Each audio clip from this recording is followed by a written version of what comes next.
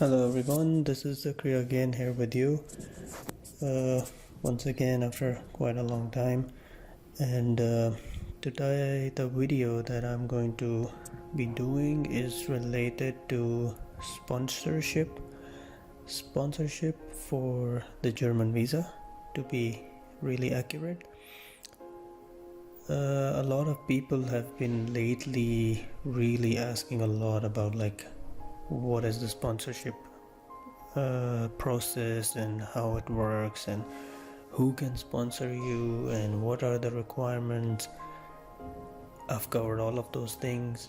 How long is it valid? How long you can stay under the sponsorship letter, and the requirements from your side and from the sponsor side. All of those things I have covered in this video. So just sit back with me and just watch it and listen, and you will understand everything. Just before we begin, if you are new to my channel, please hit that subscribe button so you can keep yourself updated with a lot more information. And if you're regular to my channel, if you haven't subscribed yet, do hit that button and do hit the notifications button, so every time the video is uploaded you just get notified right away. So let's get right into this. So what is this document actually called? We call it the sponsorship letter, actually called Declaration of Commitment, and in German it's called Verpflichtungserklärungen. Those who are living in Germany, obviously they can pronounce this big long word very easily, and authorities, they know what this document means. So this is the letter which is actually required to receive, this is received by your sponsor from the local authority, the foreign office, and then they send you this original by post, and then you are eligible to apply for the visa and your expenses are covered. And obviously your hosts or the sponsor, he or she needs to provide a full secure proof of their funds, and a lot of things others as well, which I will discuss further in the video. One more thing is, if you are getting a sponsorship, you do not need a blocked account, whether you're traveling for a Schengen visa for visit, or it's a national visa. You're exempted from the blocked account in that situation. Okay, so who can sponsor you? A very big question. Obviously a relative, someone from your family, brother, father, mother, sister, I don't know, whoever it is, or some other blood relative. And second option would be a friend, but make sure they have a very valid reason, which I will discuss later further on in the video. Some business, maybe some company, maybe for example, if it's a work visa, obviously if they're giving you a work visa, they know they have to sponsor you, so in that case you don't have to go through this whole sponsorship process, as they will figure it out by themselves. But in case you have someone who has their own business and they want to sponsor you under the business, then they are also eligible. And which is very important is they have to be a legal resident and obviously registered in Germany in order to sponsor you. So what is exactly covered in the whole sponsorship? Obviously the subsistence, which includes the food, the drinks, the clothing, and all of those things. Those things need to be covered. And next up is the accommodation, very important. The sponsor, either, I don't know, if you're living in the same apartment with them, or they're going to arrange an apartment for you or a room for you, whatever it is, this has to be covered, whether the rent or bills, whatever, they have to cover all of that. The medical, obviously, insurance, a lot of other things, and travel costs, the going ticket and the coming back, all of this needs to be covered completely by the sponsor. Who decides whether your sponsor is eligible to sponsor you or not is actually the Foreign Office, which is also called the Auslanderbehörde, and every city has its own. So this is the place where your sponsor needs to go, and then they decide it. How they decide it is like they basically just do an examination against the host's incomes, salaries, bank statements, and residence rights like apartments or permanent residence card or whatever German residence they have, and accommodation like wherever they're living and wherever they're planning to accommodate you. All of those things have to be covered up. So basically all the points that I'm going to cover in this video, if your sponsor is covering all of them, then obviously you're in good chances of getting the sponsorship. Now, the validity. Just before I mentioned, it has some validity. It is valid 6 months for the visit visa, which is like the Schengen visa. If somebody is trying to get the sponsorship letter for some visitor who is only coming for a visit, then they need that sponsorship letter is going to be valid for 6 months. However, if you are a student and you are coming here for study, it would be 4 years or 3.5, or I don't know, maybe 2 years or 1 year, whatever it is, depending on your degree. In that case, it's a national visa, and in that case, the sponsorship letter is valid for 5 years, and that is a very, very long time. This letter will immediately be of no use anymore, or it may become invalid once the visitor's status changes. For example, you come here, you study here for 2 years, and after that maybe you get a job, a proper full-time job, full-time contract, and maybe, I don't know, you are eligible for a blue card or something. The moment you receive a blue card or some residence or whatever, this sponsorship letter is no longer valid anymore. So until you are still under the sponsor as a student or whatever purpose you're serving and not a proper resident in Germany, that letter can hold for 5 years. Now, what are the requirements or the preconditions to get this letter of commitment? Your travel plans have to be very clear. You have to provide some proof, or maybe, for example, if you're applying for studies and you have an admission letter or something, you need to obviously, I think, share that with your sponsor, so like they can prove it that you have a specific time. You're coming in a specific time and then you're leaving, let's suppose, after 2 years or 1 year. And then your host must be financially very strong or competent. Your host has to have good bank statement, obviously healthy bank statement, like they can support themselves and you, so that matters a lot. And they must have a proper living address in Germany, which is also registered with the Foreign Office or the Auslanderbehörde, which is very important because then they know you're a legal resident living in the country. Then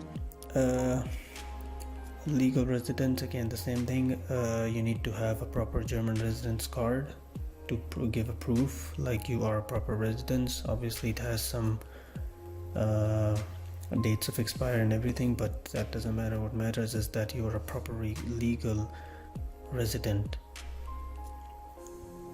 And then all the process must be personally done by the host, by themselves. Like they have to go, they have to get the letter, they have to do all the process, have to take all the documents and everything by themselves. If another person wants to do it on their behalf, they need to get the power of attorney letter along with the passport photocopy and the German residence photocopy plus with the photo. So those are if somebody is going on behalf of another person, but better would be like the sponsor must go personally and carry out the whole process. Next up is the requirements from your sponsor, what they need to present there's a form which is available in the Ausländer office. They need to get this form, fill it completely, and fill all the details whatever are there, their valid passport or their national ID card if they are a permanent resident in Germany, and then your passport, you the person who's going to visit them, your passport copy obviously, and they have to prove that they are a legal resident. Obviously they have to show their residence card or residence permit, whatever they have to show that, and then they have to show with bank statements like minimum 6 months to give proof that they are financially stable and they can not only support themselves but they can also support you and your entire time you are going to be living over here. And host residents, the proof, they have to show their apartment contract or rental contract. I don't know, they have a house or apartment or a room, whatever. They need to give a proof that they are legal and they are living at the moment at some apartment or some room. You need to provide some proof for that. And other than your passport, all the other documents, they have to be presented both in original and in copy. Then from where to get the letter, just mentioned, they have to get this letter from the Foreign Office, Immigration Office, Ausländerbehörde, all kinds of names. Anybody who's living in Germany, they are very familiar with this office. You can get the letter easily from this place. And very important is, let's suppose you have to travel in September, maybe April, whatever. They cannot apply earlier than 6 months. So make sure, like I said before, your travel plans have to be very, very clear. So if you're supposed to travel in September, then March, April is a good time for them to go and start the process. It does not take very long. The only time it takes is for your sponsor to prepare all the documents, and that's it. Next are some of the questions that the authorities would ask your sponsor or your host, which obviously I'm pretty sure they would have them answered, but in case if they are going totally for the first time or like they are unprepared, they can go through this and they will understand. They need to answer how many people will they be hosting. So if you're only a single person, then that's fine. But if it is, for example, if you or your wife, 2 people, or maybe it's the parents, or I don't know, whoever it is, a couple or more than a couple, family, they have to tell them how many people are visiting and the status of the person who's visiting. Or you're single, you're married, you have children, whatever. Very important. Why are you visiting? As long as you're coming for study or for work, obviously you'll have proofs and stuff, it's good.